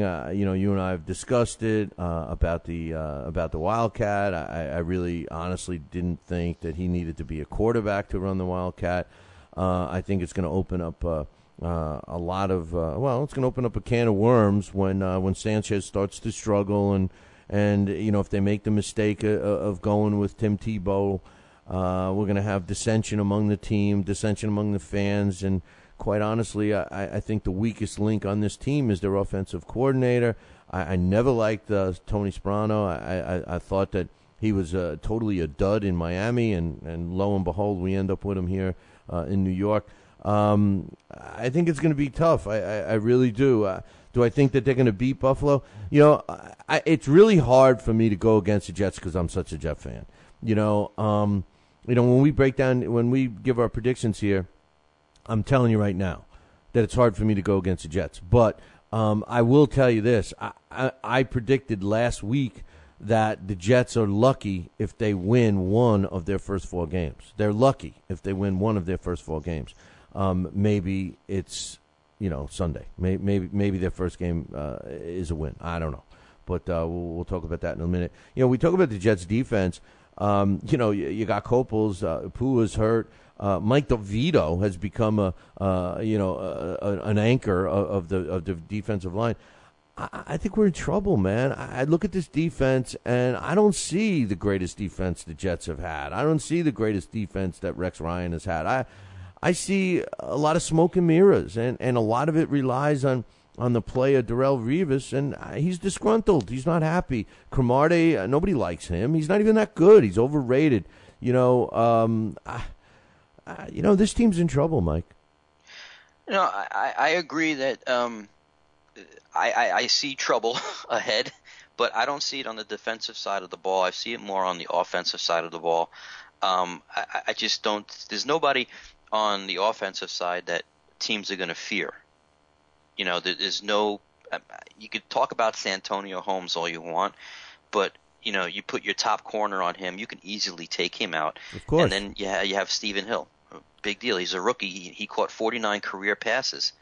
That's it. Who else do we have? A run-only offense in Georgia Tech. So there's no one to fear. No, and what do you – go ahead. And I was going to say, and we don't have a running game either. That's exactly what I was getting to next, is that, do you really fear Sean Green? At the second half and the second – you see, that's what I don't get. What I don't get about the Jets, and obviously we're not getting paid the big bucks to make the decisions, but, I don't understand why they don't see it the way we do. Sean Green, I love Sean Green. Don't get me wrong. I love Sean Green. I loved Lamont Jordan when he was with the Jets. I love those kind of runners. But they're a good complement back. You need a Sean Green for the second half because he starts hurting other guys. They don't want to tackle him. I remember watching him with the Jet playoff runs when, come the second half and you see defensive linebackers and linemen bracing themselves before he would come and hit them, Sean Green. He was putting more hurt on the defensive guys than they were putting on him. If you run this guy all the time, he's the only back. He physically is going to get beat up. It's not going to be the other way around. They don't have another complement back. They don't. Joe McKnight is a smurf. Plus, he fumbles the ball too much. That was a bad decision. Here we go with our teams making bad personnel decisions. The Jets failed dramatically without getting another running back. Now, if they're thinking that Tim Tebow is going to fill that void, well, you know what? They're putting him in a tough position to succeed because if he's only going to be on the field for the Wildcat, they're going to be keying on Tim Tebow. So his opportunities are going to be far and few in between. Yeah, that's true. But you know what? The biggest thing that we're leaving out here is the offensive line. Well, that sucks. They suck. We know that. That's it. That's you have an adequate back in Sean Green. If he had a great offensive line, if they concentrated on the offensive line, and they got good run blockers, that's a different story. Then that makes Green, a more ordinary. Dangerous runner. Well, he's ordinary without it. Right. Let me ask you this: that's the problem. Like when they gave away Faneca for a mere $2 million. I don't know if Faneca would be playing now 3 years later, but still. Again, some of their decisions just don't make any sense. Yeah, do you go out and get like would you like to have Ray Rice? Yeah, but how's Ray Rice going to do behind a line like this? That's the He's whole not thing. Going to do as well as like he's done in Baltimore. 2 years ago, we had a line that was arguably the best one in the NFL. That's 2 years ago. Now, fast forward to today, we have probably the worst line with the exception of our center. The rest of the line sucks. The rest of the line sucks, and everybody's so quick to blame Sanchez. That's what really gets me. I'm not saying that Sanchez is Joe Namath. I'm not saying that, but we can't blame a kid that has no line, has no running game, and oh, by the way, they got rid of his 3 top receivers. You just can't blame a kid like that. Let me ask you another bonehead move the Jets did, and I could not understand why. You tell me, Brooklyn Mike, why did the Jets cut the punter in the beginning of this week when he beat out the 2 other guys that he was competing with in camp? Now they're looking at punters that were cut from other teams. What was the inside scoop on that? Why did that happen? I still shake my head. I have no idea. Couldn't have been money. Couldn't have been the money. Season opens and they cut him. It couldn't have been money. No, a punter. He's not making anything. He's a blip on the radar screen. And he's only his second year. I think it was only his second year. He was a rookie last year. Unbelievable stupid move. Are they thinking, and this is a guy that I think held the record last year for getting punts inside the 20, didn't he? Yeah, he did. That's right. So he only averaged, I think, 42 point something yards a punt, if I remember correctly. But, okay, he's no Ray guy. But you know what? The bottom line is this. You're talking a week before your season opener, and you cut the guy that has practiced with you all summer long. You're going to get a guy in there for special teams. Let's face it. When teams traditionally are weak on one side of the ball, whether it be defense or offense, and in the Jets' case, we both agree that they're weaker on offense. What you want to make sure, and oh, by the way, they have one of the best special teams coaches in the NFL. Why would you threaten weakening your special teams when that could actually even the playing field for you against your opponents? Again, you got to scratch your head. It's like this is like typical Jets nonsense. I don't know. It's so frustrating. It's just so frustrating, and I don't get it. Well, listen, I don't know. I'll tell you what we get. I know. Here's the problem, ladies and gentlemen. Brooklyn Mike and myself are obviously Jets and Mets fans, and we get so pissed off when we start talking about it because we talk like this for hours off the air, and we go through the same thing. So it's very frustrating. And, we're supposed to be the Monday morning quarterbacks, and it seems so elementary to me about how to build a team and even keeping within budgets and everything else. And the Jets just make these mistakes that just seem like they just are incompetent to be in the professional ranks. I don't see any other team make, even terrible teams. You even look at a team that's going to have a rough year this year like the Indianapolis Colts, and I look at them and I say they have more promise. Maybe not this year, but next year and the year after. They have more promise long-term than the Jets do. And I look at the Jets, and every year they seem to finish around that 500 mark, which does two things. Number one, it doesn't get us in the playoffs. Number two, it gives us a crappy draft pick. I mean, it happens all the time. We take 2 steps forward, 3 steps back. But with all that said, we're going to give you our predictions for all the games. Let's start off with the Jets playing Buffalo. Buffalo's playing at the Jets. Now, you're going to keep track of our wins and losses, are you? Yeah. All right, so I'm up 1-0 right now, right? Now we're doing just plain wins and losses, and we're not, taking into account point spreads here, right? Right. Well, I mean, we could have our pick of the week if you want to go with points and stuff like that we can recommend to the fans. I do that. I have a diamond pick that I do, but right now let's just go wins and losses. We'll start off with the Jets. I'm picking, despite the fire and brimstone, I'm spieling for the Jets. I'm picking them. I'm picking the Jets to win. I think it's going to be an ugly game. I'm scared of Buffalo. I think Buffalo is the team I fear the most in the East. I've said all along I think they're going to come into New York and spank the Jets.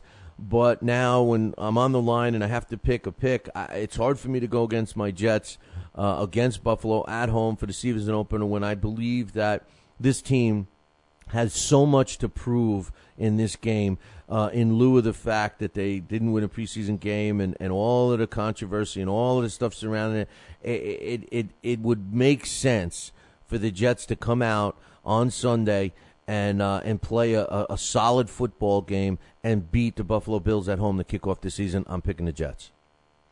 I agree. I have the Jets winning 13-10 in a low-scoring, ugly game as well. Buffalo allowed 4.8 yards per carry last season. Now, that being said, they bring in Mario Williams and they bring in Mark Anderson. But, these guys were brought in to rush the quarterback and to put pressure on the quarterback. Well, if the Jets' whole game plan here is to ground and pound, I still think they're going to have success on the ground against Buffalo. Occasionally, Sanchez is going to, throw down the field, but basically they do want to stick to their ground and pound. They haven't shown us any of this Tebow Wildcat, Tony Sparano offense.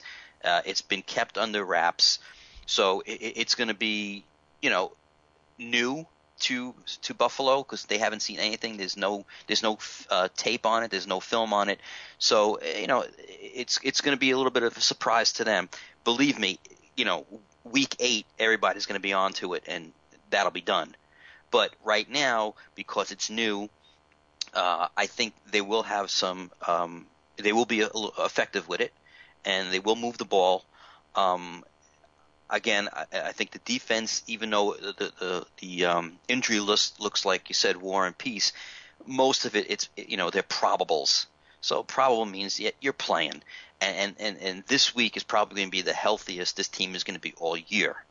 So with a healthy defense, with Landry, like I said, being probable, he's still playing and he's healthy. He's going to be all season.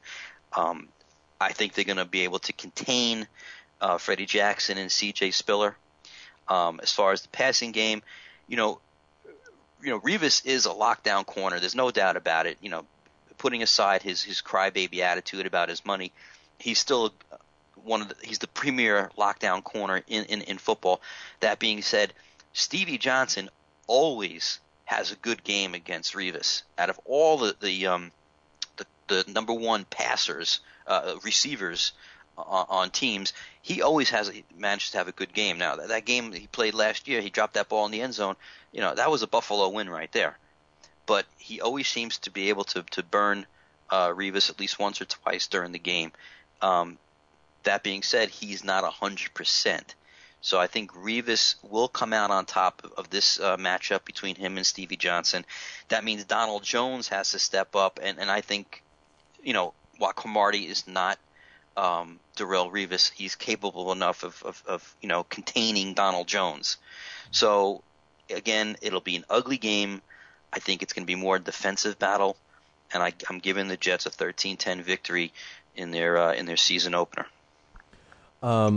Let's go to the rest of the games now.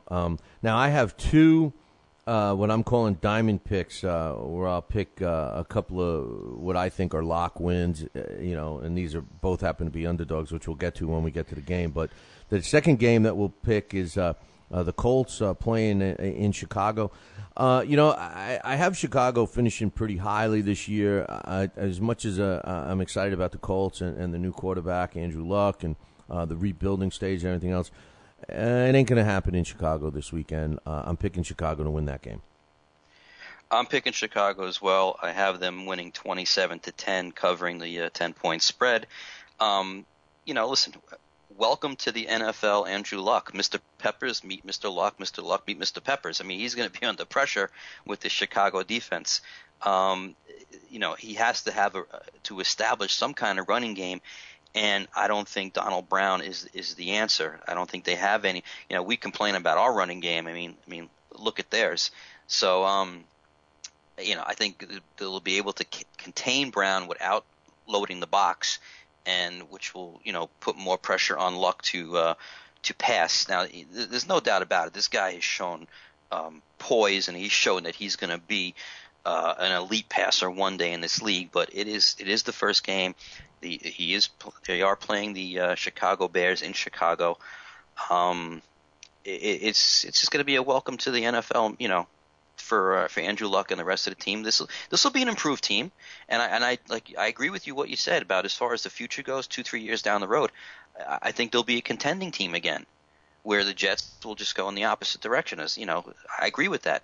But right now, he's going to get his lumps, just like Peyton did when he first entered the league. And I like the Bears 27-10. And I even mentioned the Bears offense with, they have Brandon Marshall now. And him and Jay Cutler, when they were with Denver, they were great together. And a few years later, I think that's going to improve even more. They still got Forte. They picked up Michael Bush.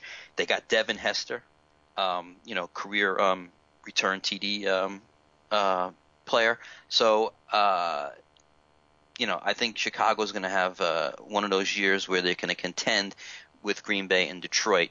So, again, picking Chicago 27-10. All right. Next game, now this is the Philadelphia Eagles at the Cleveland Browns. When we broke down both divisions, the Eagles we both feel are going to do okay in the NFC. I think the Cleveland Browns are a sleeper team. And I think they're going to do a lot better than people think. I think they were really, last year, they were only a couple of players away from being a winning team. They lost a lot of close games. They had, hard time scoring points. And I think they added a couple of pieces to the puzzle. That's going to make a big difference. With that said, I'm picking the Browns to beat the Philadelphia Eagles in Cleveland. And as a matter of fact, that's one of my two diamond picks for the week, to take the Cleveland Browns plus the 9 points against the Eagles. The Eagles are, there's a thing about the Eagles. Everybody always says how great the Eagles are, and they are. They're a good team. But sometimes they lose some games with Michael Vick or without Michael Vick. I'm picking Cleveland to win, and I also am picking them to win with the points. So I'm picking the Browns. I have the Eagles winning that game, and I have them winning 20-17. I think it's going to be a closer game than the point spread indicates. Right now Michael Vick is upright, and that's a lot for Michael Vick to be upright. He's got ribs, he's got thumb, he's got this, he's got that. He'll never make a full season, but he is healthy enough, and he does have one of the best running backs in LaShawn McCoy. He's got a very capable tight end in Brett Selleck. So with these weapons, and he's got also a very, very good receiving crew. I think it'll be enough for them to beat Cleveland. Cleveland was very good, defending the pass, but I think the key here is McCoy, the short pass out of the backfield. Cleveland's also going in with a rookie quarterback. Yeah, he's not your traditional rookie because he's 28 years old. That's Brandon Weeden, and they got Trent Richardson, who we both love from Alabama. He's not 100%. I mean, they've held him back in practice. He had the minor knee surgery, and it is his first game. I think they'll do enough to keep it close. And I think you're right about the point spread, but I'm picking the Eagles to come out on top. So that's our first. We differ as far as who wins that game. Well, that's the first one we're different. Okay, yeah, it's the first one we're going against. I'm still stuck on me going with the Cowboys, but anyway, the next game, New England Patriots at the Tennessee Titans. This is a game that like the Yankees, there's really one team I hate more than the Giants in football, and that's the New England Patriots. But I don't think they're going to have much trouble with the Titans. The New England Patriots are an elite team. We talk about elite fighters on the Talking Boxing with Billy C show. Well, the New England Patriots are the elite team. You mentioned B&B, Belichick and Brady. It's a tough combo to beat.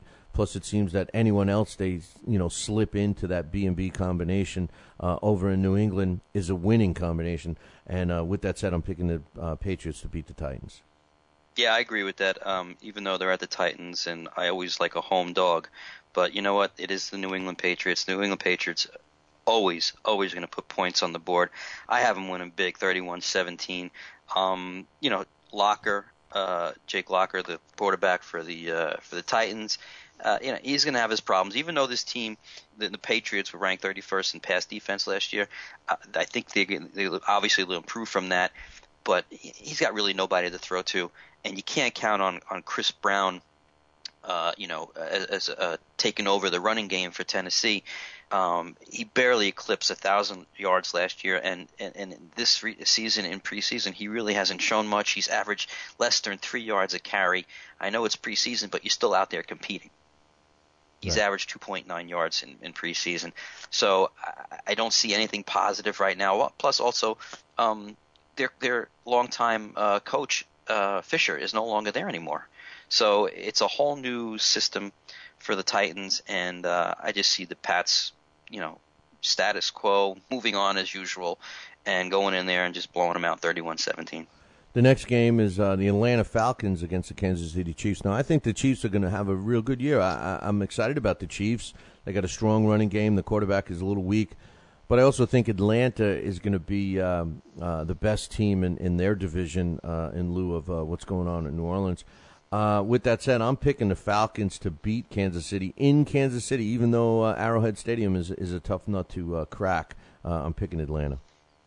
I'm picking Atlanta as well. I have them winning 31-24, and the spread is only 2.5 points. I think that's a lock right there. I think this offense that the Falcons are going to bring this year is going to be probably one of the top offenses in football. I think it's going to be on par with Aaron Rodgers and the Green Bay Packers. I think Julio Jones, who now has a full season under his belt, he's had preseason, he's had OTAs, he's had training camp, which he didn't have last year. He's been lighting it up in preseason. I think Ryan is going to have an elite quarterback year this year. I think he's going to finish in the top 5 of quarterbacks. I think it's just going to be a career year for both of them. And I think their defense has been capable. They're not a great defense, but they're capable. They added Asante Samuel to their secondary to help them out. And like you said, the Chiefs, I'm not crazy about their quarterback, so I see Atlanta going in there, putting up big points. And, Kansas City will score some, but they'll easily cover the 2.5 point spread. Right.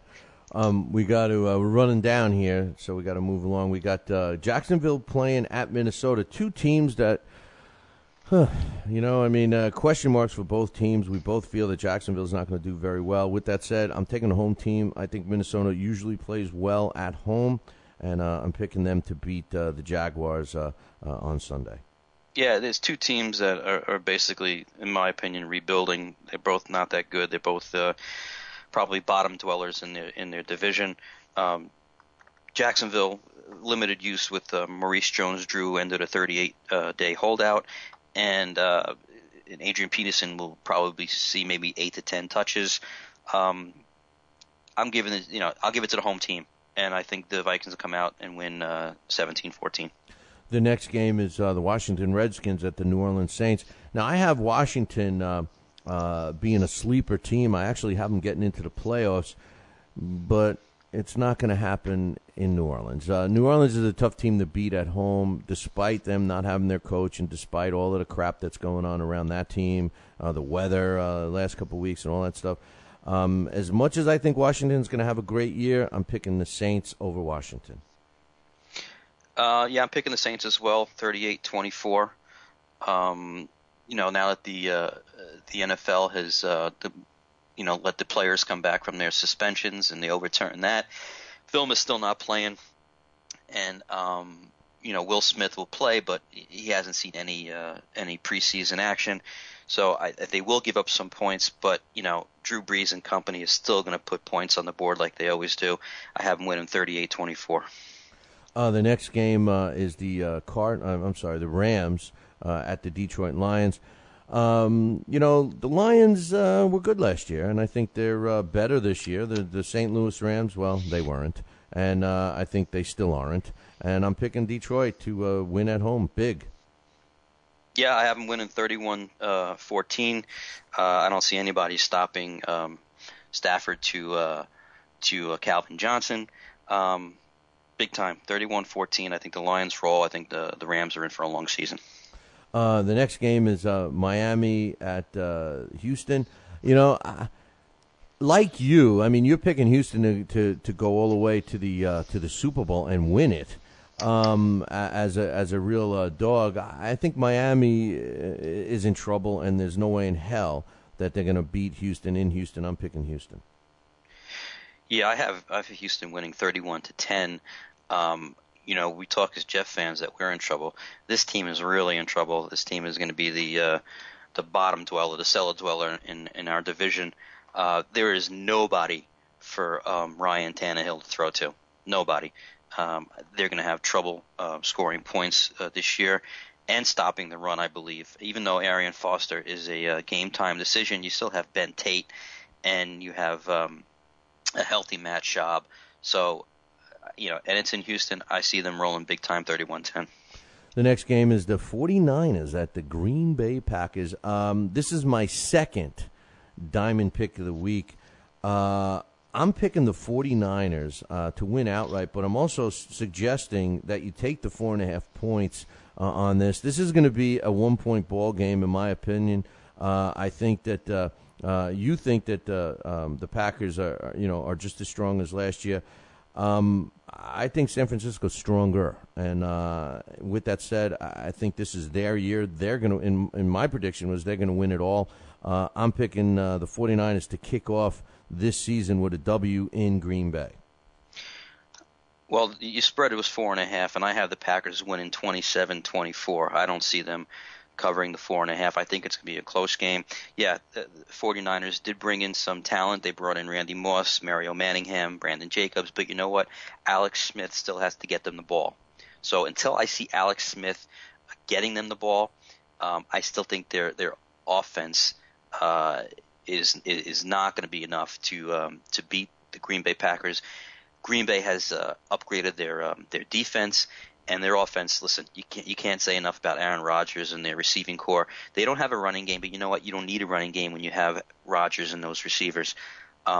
Still a close game, and I see Packers coming out with a 3-point victory. The Seahawks are traveling to Arizona.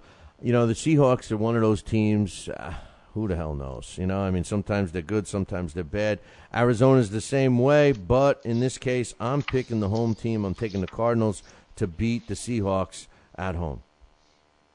I went the opposite way. I'm taking the Seahawks to win big, 24-10. I like what I see with Russell Wilson. Even though Marshawn Lynch is questionable with back spasms, I think you have a really capable rookie in Robert Turbin. Their defense, people really aren't talking about that much. They're a big, strong, physical defense. I think they're going to be probably one of the top defenses in the league this year. The Cardinals just, they have a makeshift offensive line. John Skelton beat out Kevin Cobb, who was their big, free agent pickup 2 years ago. So what does that tell you? I mean, they're just not that good. I think they're in for a long season, and I see the Seahawks easily beating them 24-10. Carolina Panthers going to play the Tampa Bay Bucks in Florida. I think both of these teams are going to have a much better year. I just think Cam Newton is going to make the difference in Sunday's game. I'm picking the Panthers over the Bucks. I went the opposite. I think I agree. Both teams are going to be improved. Last year, the Panthers outscored the Bucks 86-35 in sweeping the 2-game series. But I like what Greg Schiano brings to the table as the new head coach of Tampa Bay, and I got high hopes for their rookie running back, Doug Martin. I think Freeman's going to have a much better year. I think it's going to be a close game, but I'm picking the home team to win 24-21, and I believe the Panthers are favorite in that game, so that's my lock. Is the Bucks are going to win outright 24-21 in Tampa. The next game is the last game for Sunday night's game. Pittsburgh is playing the Denver Broncos. I think the Denver Broncos are going to be the team to beat in the West. I like the Broncos. I like Peyton Manning, and I don't like Pittsburgh, especially in this game. I'm picking the Broncos. Yeah, I'm picking them as well. I have them winning 24-17. Pittsburgh, without really a solid running game, is going to have to rely on Ben Roethlisberger, and as we know that the pass rush for the Broncos is fantastic with Von Miller and Dumerville. Peyton Manning, definitely an upgrade from Mr. Tebow. I see them putting some points on the board. I got Broncos winning 24-17. We got 2 games on Monday night. First one is the Bengals at the Ravens. Although the Bengals are going to be improved, and they're always a tough out. We're talking about the Baltimore Ravens here. I'm picking the Ravens. I'm picking the Ravens as well. I think it's going to be a fairly close game, though. I think with the aged defense of the Ravens, that Dalton will be able to put some points on the board and move the ball effectively. I got the Ravens winning 23-20. And then finally, the last game of the week here, first week in the NFL, San Diego Chargers at the Oakland Raiders. This game was a tough one for me to pick. I don't feel all warm and fuzzy and cozy with the San Diego Chargers the way you do. Therefore, I'm picking the Oakland Raiders in an upset. No, I agree. I don't feel warm and fuzzy either about them, and I had the Raiders winning 17-16 in a close game. I think the San Diego Chargers are on a decline, and I think the Raiders are on an incline. So I like the Raiders at home, but a close game, 17-16. All right, there you have it. Those are our picks for NFL Week number 1. We have the one game out of the way, the game that took place on Wednesday night. So we'll see how we do, and we'll talk about that next week. As usual, we're going to wrap up the show. We got the same damn trivia question. I hope somebody gets it right so we can get rid of this rookie card. What's on the line is a Lynn Swann rookie card for all you Pittsburgh Steelers fans. It's an easy one. Me and Mike are cracking up at you guys. Make sure you answer it, because if you think somebody else did, hey, what do you got to lose?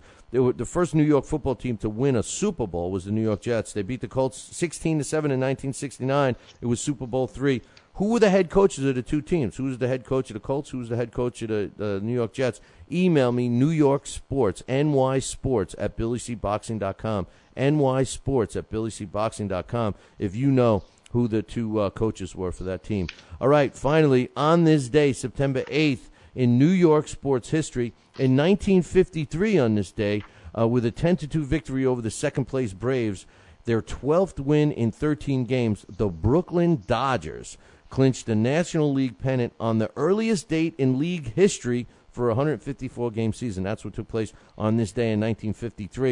In 1957, in the last meeting as New York interborough rivals, the Giants beat the Dodgers 3-2 at the Polo Grounds. And finally, and this one surprised me a little bit, Mikey, because I didn't realize we held this record. But in 1968, on this day, September 8th, in 1996, the NFL's first in-game weather delay for a regular season game held up the Jets and the Colts at Giants Stadium for 32 minutes. Why? Because of heavy rain and lightning.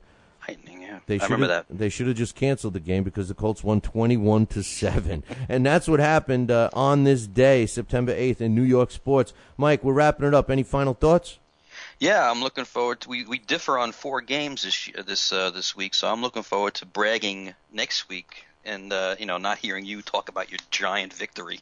Hey, listen, what pains me more than to hear the Giants win, but when I pick against them and they lose, I love it. And now that I beat you out of it, too, that's even better. But even better. Anyway, hey, listen, I can't wait for the NFL to kick off with the Jets game this week. I hope they do good. I look forward to next week, my man. Until then, see you guys later. Ciao, baby.